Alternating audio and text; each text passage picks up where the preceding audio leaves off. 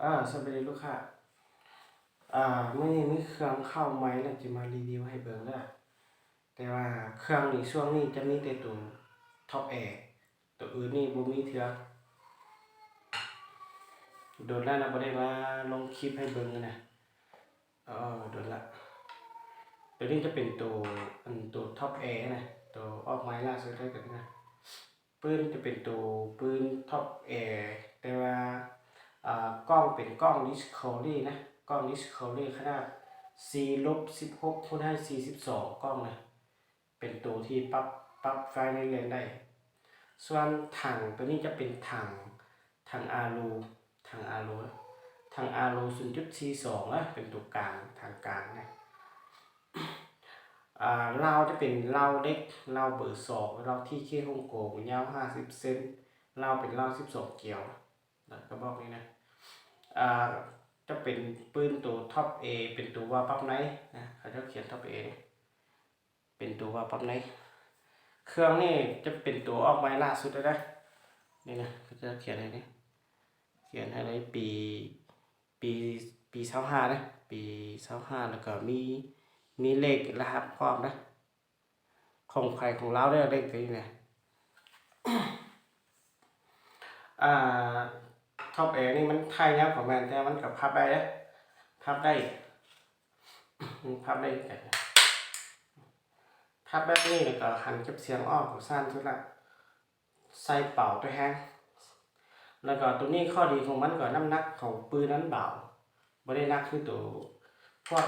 แค่2 MC นะตัวนี้เบาสุดตัวนี้นะไทยเป็นไทยยาวแต่ว่าไทยเน้นคือตัวนี้ไทยเน้นสุดเลยนะถ้าว่าเป็นกล้อง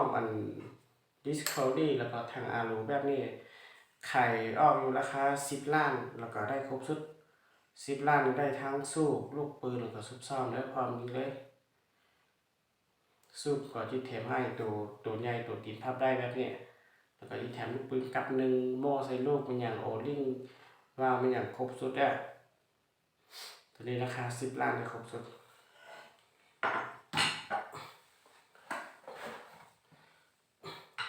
ต่อมาจะเป็นตัวนี้เป็นตัวท็อป A คือกันแต่ว่าตัวนี้จะต่างกล้องซองกับถังลมนะ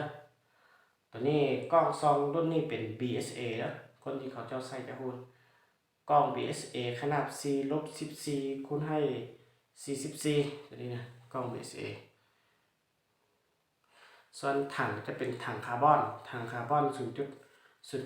ตัวใหญ่สุดถังคาร์บอนถ้าว่าใส่ถังคาร์บอนแบบนี้เดี๋ยวมันจะเบาสุดน้ำหนักนะโคตรเบาเลยไงไทยกับพับได้นะไทยยาวเลยพับได้แล้วก็ไทยแน่นเครื่องเป็นเครื่องใหม่ๆอย่างนี้ก็ได้ประกอบแล้วนะตัวที่พอได้ประกอบใหม่ๆกับนี้ตัวนี้เราจะเป็นเราเบอร์2นะเราเบอร์2ทีเดียวเราที่เคฮ่องกงเรา12เกี่ยวนะเรายาว50 เซนตัวท็อปแอร์นี่เขาจะเฮ็ดมาแบบใส่ง่ายๆนะเบื้องนี้จะบ่มีตัวซากคือว่า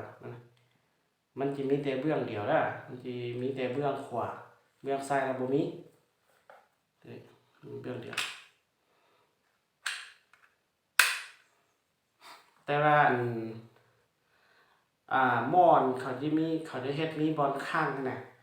เวลาเราเห็นนกแบบเวลาเรานำกล้องแล้วมี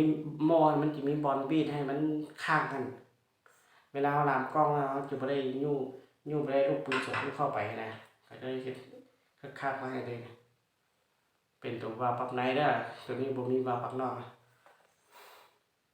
ท็อปแอร์เป็นปี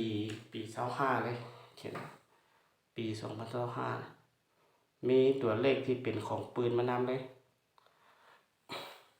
ถ้าว่าเป็นถังคาร์บอนแล้วก็กล้อง DSLR แบบนี้จะขายราคาออกอยู่12 ล้านได้ครบสุดได้ทั้งสู้ลูกปืนแล้วก็ซุปซ้อมและความยิงเลยลูกค้าคนใดสนใจลูกปืนหรือว่ากล้องสู้เป็นอย่างติดต่อทางแอปนะแต่ว่าช่วงนี้เครื่องจะบ่ค่อยมีพวก MCK2 คอนโดที่ข้อนี่บ่มีเทื่อเด้อถ้าว่ามีแล้วพ่อค้าสิมารีวิวให้เบิ่งเลยถ้าว่าลูกค้าที่ถามตัวนั้นยังบ่มีเทื่อถ้าว่ามักตัวนี้ใช้ผ้าได้เด้อตัวนี้เครื่องมีพร้อมส่งตลอดนะมีรับประกันเราพร้อมเด้อตัวนี้